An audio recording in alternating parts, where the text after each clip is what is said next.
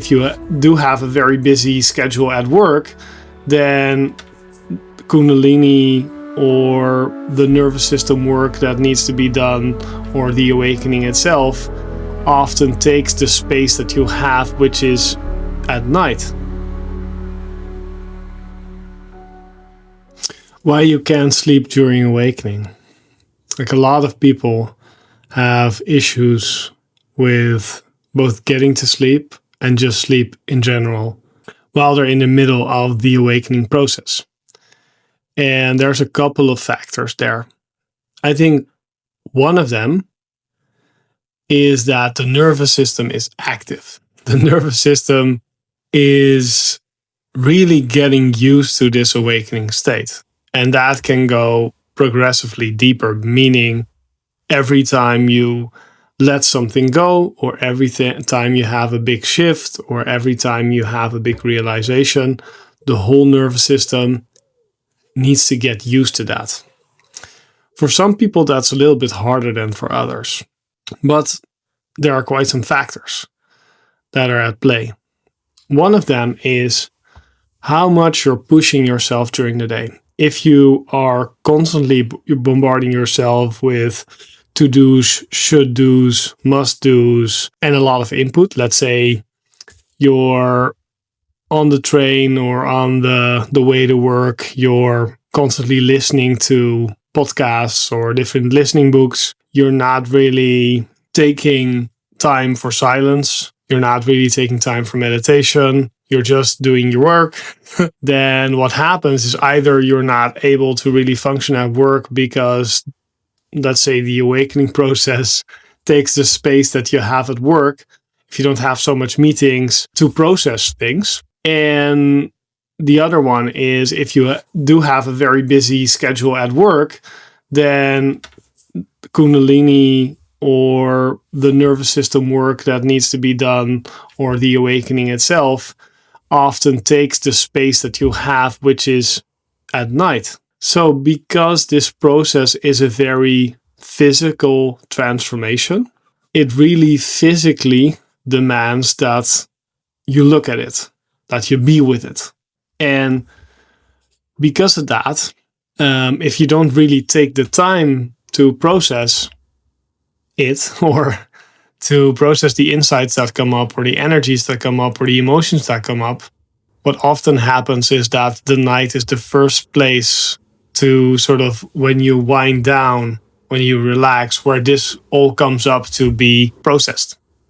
So that's a big reason why a lot of people experience some trouble getting to sleep and some trouble sleeping. Second reason is because a lot of processing happens in our dream state. So when we're dreaming, a lot of our dreams have different meanings, not always, but that can definitely happen in awakening, where you notice certain themes coming back and again, which are actually themes for you to process and look at. It's kind of like the clues that the universe leaves for you to process different things. The third one is just restlessness. We experience so much restlessness in our normal society, almost sort of cultural restlessness, you could say. And if you numb that, for example, with a lot of television or with being on your phone, then this restlessness can't really live out its full course. So especially if you don't get a lot of movement, I know the body just wants to move. And when you become more sensitive in the awakening process and you're not really moving so much, then the body can really display this restlessness. I think another one is just the lack of grounding. Your nervous system doesn't really feel safe. And if you want the nervous system to really feel safe, grounding is, in my opinion, your number one thing to do. Second would be to look at why you don't feel safe, right? Which is also very important. If you're looking for the best grounding exercises, I've made a list of 10, which I think are really effective, which you can download in the free Stabilizing Awakening Guide here below in the description. It's free. Another one why people can't sleep is because they're trying to analyze this, because they're trying to analyze what comes up. Their mind is actually looking for a way to understand this. which is where a lot of this searching can come from, watching all these videos, reading all these books, but also sort of in people's heads. It's very much about trying to understand this.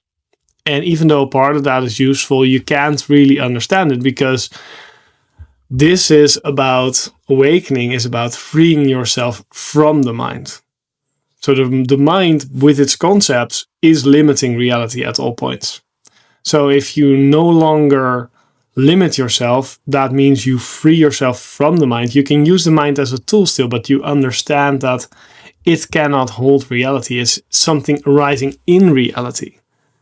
It cannot describe reality because it is something in reality. So it's always smaller than what reality is.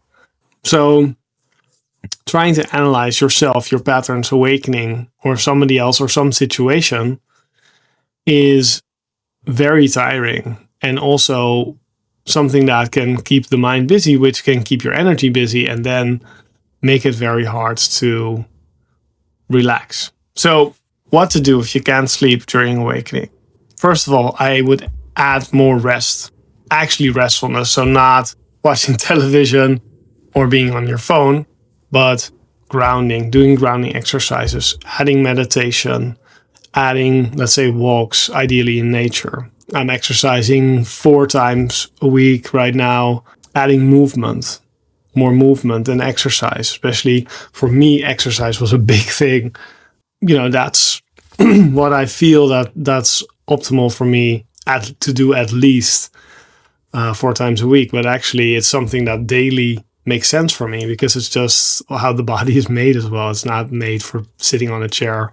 And then not trying to analyze this so much, because what surrender is actually to let go of the mind. And that helps you to step into this freedom, is surrendering your thoughts, surrendering your movement, giving, I think it's the 12 steps in the 12-step program of AA and a lot of these programs, is to give the power to, or acknowledge the higher power, which we could call God, the universe, or something like that. It's very much about trusting something bigger that you're part of, which is what you'll discover in this awakening process, is that you are part of this and have always been. You are the big self, let's say, not the small self. So if you're interested in this and you're curious about awakening and you have a lot of questions that come up for you, then I host the open hour, which is an hour where I answer your questions. I do a short meditation and talk, and then